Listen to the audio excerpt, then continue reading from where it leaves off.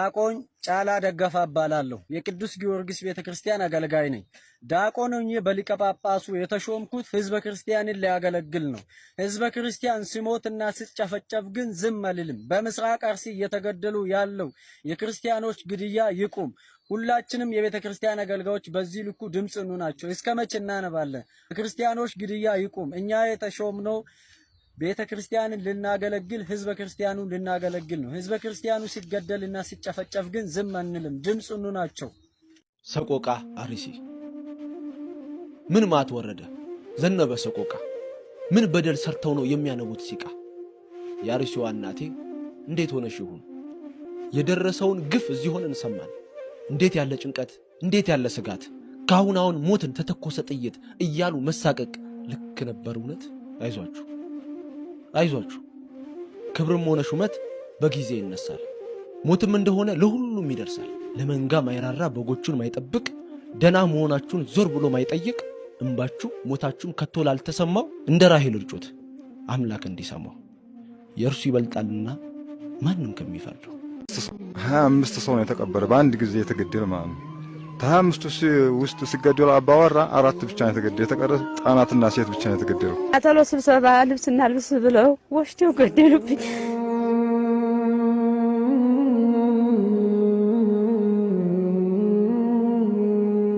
እህቶቼ ወንድሞቼ እዛ ቀርተዋል። ሀገር የለኝም። እኔ የምበላው አጥቻለሁ። ወገን የለንም። ብቻችንን ለምን ከምንተኛበት ጭቃ ነው ተከተኬ ነው ባዶችንን አዲስ ነገር የሚደርስ እንፈልጋለን። ልብስ የለንም፣ ምኝታ የለንም፣ ባዶችንን ነን። ይህን ቪዲዮ አንገቱ ላይ ማተብ ያደረገ በሙሉ እንዳያሳልፍ።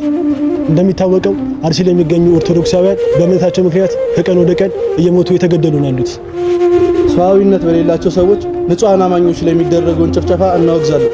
በዚህ አረመናዊ ተግባር ዘመድ ወገኖቻችሁን ያጣችሁ ሁሉ አምላክ መጽናናቱን ይስጣችሁ።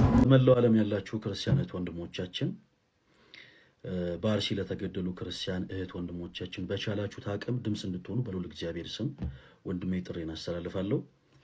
የዚህ ቅዱስ ቤተክርስቲያን ልጆች ሆናችሁ ክርስቲያን እህት ወንድሞቻችን ብቻ ሳይሆን ሰብአዊነት የሚሰማችሁ የእስልምና እምነት ተከታይ ወንድሞቻችን፣ ሰብአዊነት የሚሰማችሁ የካቶሊክ እምነት ተከታይ ወንድሞቻችን፣ ሰብአዊነት የሚሰማችሁ የፕሮቴስታንት፣ የጆባ ዊትነስ፣ የአድቬንቲስት እምነት ተከታይ የሆናችሁ እህት ወንድሞቻችን በአጠቃላይ እንዲህ ከእንደዚህ አይነቱ በጣም ስህተትና ከባድ ወንጀል ከሆነ ድርጊት ሁሉም ሰው እንዲቃወም፣ ሁሉም ሰው ለተገደሉ ነፍሳት በአጠቃላይ ድምጽ እንዲሆን በአንድነት ከኛ ጋር እንድትጮሁ በልዑል እግዚአብሔር ስም ጠይቃለሁ።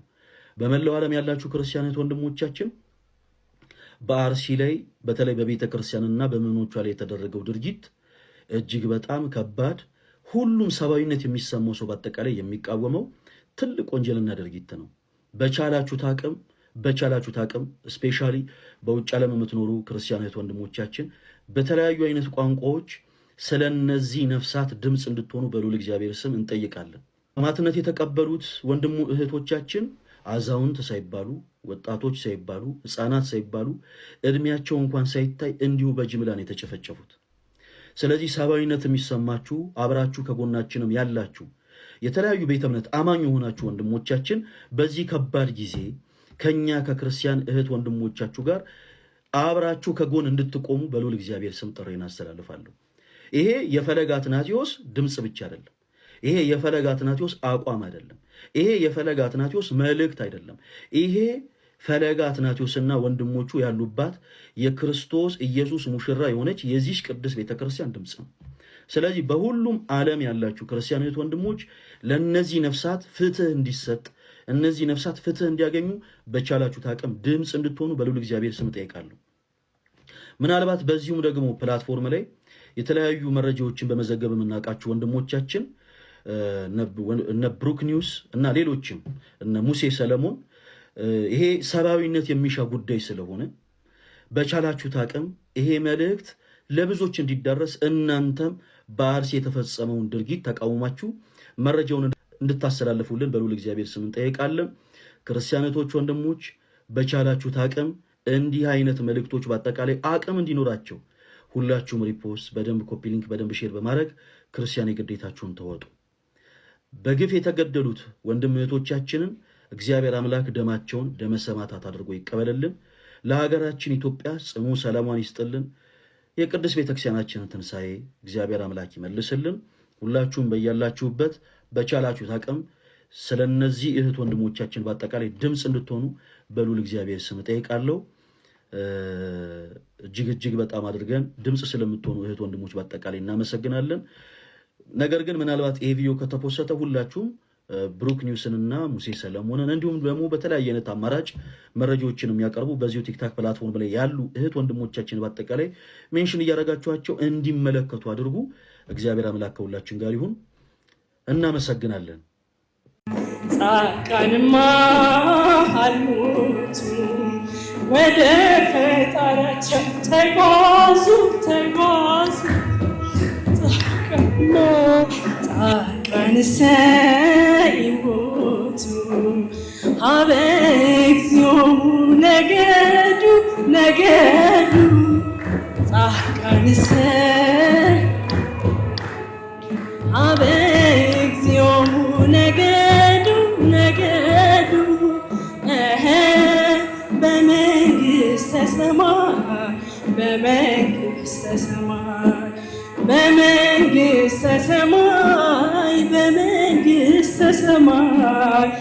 ይሁኑ ዘፈቀዱ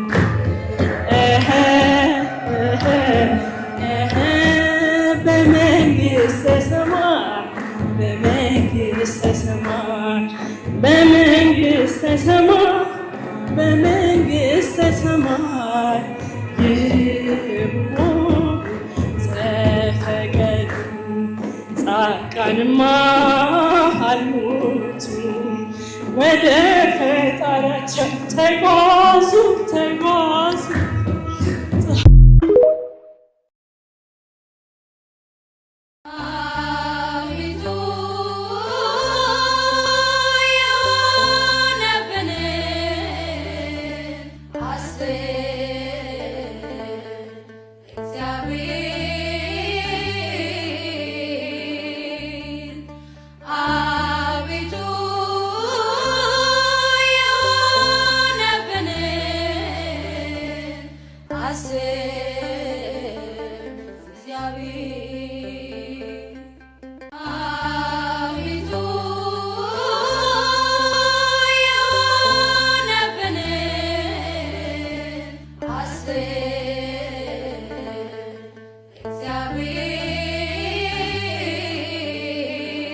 ንጹህ ደም ፈሰሰ፣